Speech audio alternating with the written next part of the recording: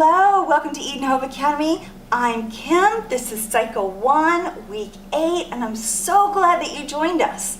To start out this morning, we're going to go just a little bit back so we make sure that we see history in order and we understand everything that was happening at the time. So remember, we learned about Abraham, and then we learned that he had two boys. They were Ishmael and Isaac. He actually had other children after Isaac, but the ones that we think about the most in the Bible are Ishmael and Isaac. And so we have these two boys, and Isaac has a son named Jacob. He has two boys himself. One's Esau and one's Jacob. And Jacob has 12 sons. And these sons are super important to us because they become the 12 tribes, the 12 groups of Israel. So they're really important for us to remember. The oldest was Judah, and then down the line was Joseph, and then a little bit further than Joseph was Benjamin. So I want you to remember at least those three names for right now. Now, Joseph was his dad's favorite. And so his dad was horrible. He played favorites with his children. And Joseph was very proud about that. So can you guys all look proud? Let's put our nose in the air and look very proud. And Joseph was very proud that he was Jacob's favorite child. And he showed it by being a little obnoxious. Can you believe that? And so his brothers didn't like him very much. And so he would tell them these visions that he had from God. And they were actual visions from God. They didn't work out quite the way he thought they were going to go. And so one of the visions from God was that he was a big thing of wheat, and all of his brothers were other things of wheat, and they were all bowing down to him. And another dream, he had his mother and father bowing down to him too.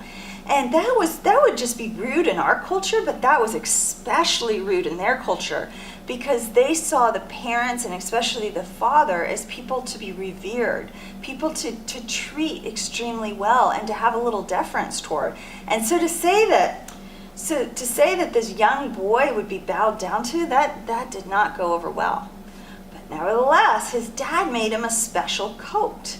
And his coat had many colors on it, and it says that it's striped. Now we're going to talk about that striped part in art class a little bit more, but he went around and he was strutting his coat. Can you guys strut a little bit with your nose in there? He strutted his coat. And how do you think that made his brothers feel? Can you guys say, ruh-roh? Not good at all.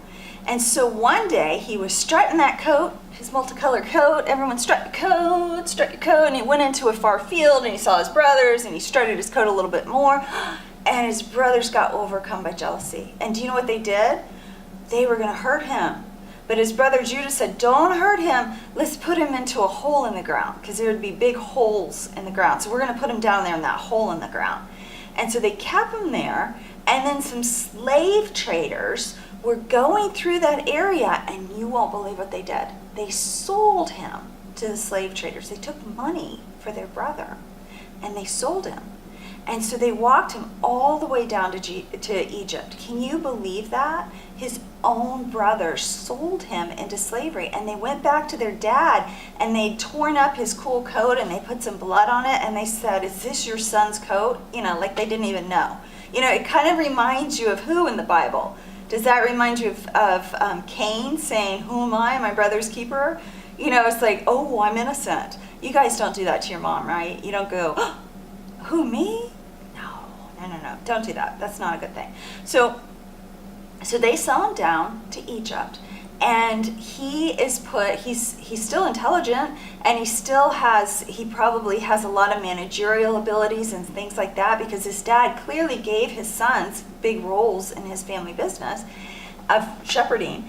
And so he was put in this man's house as like the chief in charge of all of the things in this man's house. And he did an extremely good job at it. He was like right Johnny on the button. He did everything well. The man's house prospered. Everything was going well. But then the man's wife wasn't very nice about him, and she lied about him. She told a bold-faced, outrageous lie about him. Do you know what the man did? He threw Joseph into jail. Joseph got jailed.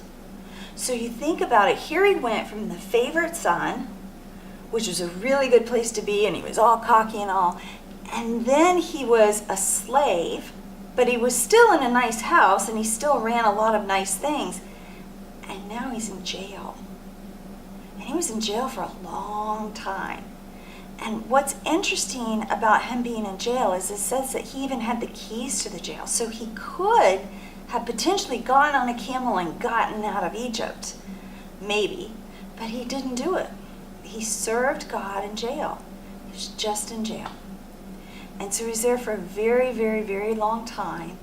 And then there were two people, and they both had dreams while they were in jail. One was a person who served food to the king. A lot of times they would taste the food first to make sure it wasn't poisoned, or they would pour the king's drinks for him. And the other was a baker. And they both had dreams, and they both asked that Joseph interpret the dreams.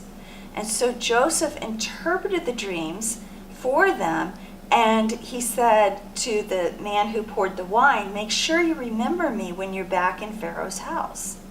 Well, guess what happened? Sure enough, the man went from jail back to Pharaoh's house. Pretty cool, huh? But did he remember Joseph? Totally forgot. Whoop, out of his head about Joseph and how he had gotten there. And so more time passed, and Pharaoh himself had this dream. And in his dream, it bothered him so much because he saw 7 outrageously big fat cows, and then he saw 7 cows that were starving to death and totally skinny, and he couldn't figure out what it was, and he couldn't figure out this dream at all. And he wouldn't tell anyone his dream, so he told all of his sorcerers and people like that, you decipher the dream, but I'm not going to tell you what it is. Well, how could they do that? And they panicked, and he said, if you don't, you're in big bad trouble. And so they really panicked. They were like, what are we going to do? Well, at that moment, bing, the cupbearer said, I think there's a guy who can maybe do this for you. And so the Pharaoh said, send him up. So they washed him and they sent him up. And do you know what happened? Joseph is now so humble that he stands before Pharaoh and he doesn't say, look at me. No, not at all. Instead, he says, Pharaoh, I can't interpret that dream. But the one true God of the universe, he can interpret that dream. And so then he told Pharaoh the dream that he had. He told him that there would be 7 years of prosperity in Egypt where many things would grow, and then 7 years of famine, and that they should store up grain and resources for those 7 years of famine. And Pharaoh was so impressed with Joseph and so impressed with his humility. Do you know what he did? He made him second in command of all of Egypt. And sure enough, Joseph built these huge, vast vaults in the ground all over Egypt. And in these vaults, he would fill them with grain to be used when the famine started. And probably everyone thought, how ridiculous is this? Can you think of who you would link him to? I would link him to Noah. Definitely to Noah. I might link him to Abraham because God told Abraham he would have all these children and it didn't happen for so long. But sure enough, that famine came and the people of Egypt were getting fed, and it was throughout a famine throughout the entire area, all the way into Mesopotamia. And guess who got hungry? Joseph's brothers and his dad. And so his dad sent him down to Egypt where they had heard about a great man who had saved grain for many, many people. And that's when his brothers came. And when his brothers came, that's what he's saying here, I am Joseph, your brother. They thought he had died years before. They had thought, oh, he's gone, he's died, it's gone, it's over, I'll never see Joseph again. And here he is, the second in command to only Pharaoh, who's got the resources to feed them.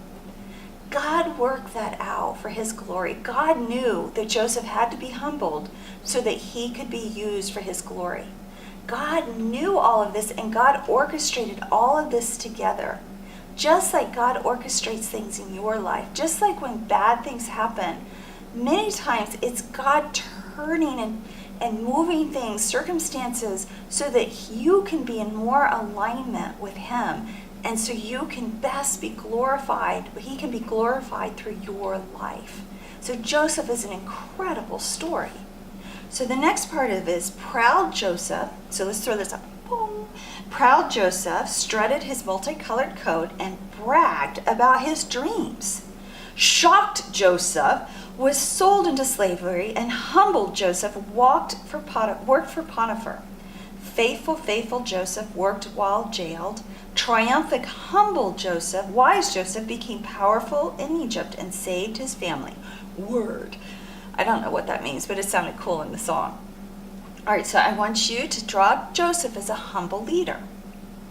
All right, let's go to link it to me as you're drawing. Why did God allow Joseph to be enslaved and imprisoned? Can you think about that and write it down? How about, did Joseph grow through his experiences? I think so, definitely. But how would you say that he grew? Can you think of ways? Next is, what experiences have you endured that have strengthened you and made you more humble? Are you a humble person? Are you usable by God? Write that down and talk to your mom about it. And then if she says, well, maybe you could be a little bit more humble in this way, think about it, because you want to be used by God in every way possible. Ask your parents if they have had Joseph struggles in their lives where they realized later that the trial was orchestrated for their benefit or the benefit of others. Ask them if they've had a Joseph struggle. I bet they have, and they could share it with you. All right, so science. Right here, science. Egyptian hieroglyphs were used in ancient Egypt.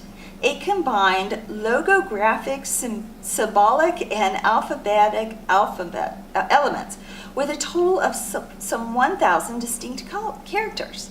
So you know how we use the alphabet, A, B, C, D, like that? Well, they used pictures, they used graphics, and they used symbols and a couple of letters, not like the ones we use, but a couple of letters to make words, and there were 1,000 of them. So unlike us who have to memorize 20-something letters, they had to memorize over 1,000 to be able to read. But it's pretty cool because they were able to communicate, and that increased trade with other places, and they could write down receipts for things or how much they wanted and then send a note with someone. So it's really neat to see how first you had cuneiform and now we're getting into hieroglyphs. And so I want you to draw out hieroglyphs of today, which would be emojis. So can you draw me a sentence using just emojis? I bet you can. All right, and finally we have geography. Goshen is near the Nile Delta city of Ramses and the Great Bitter Lake. And so I'm going to I'm going to put that up for Goshen right there so you know where to put the dot for Goshen.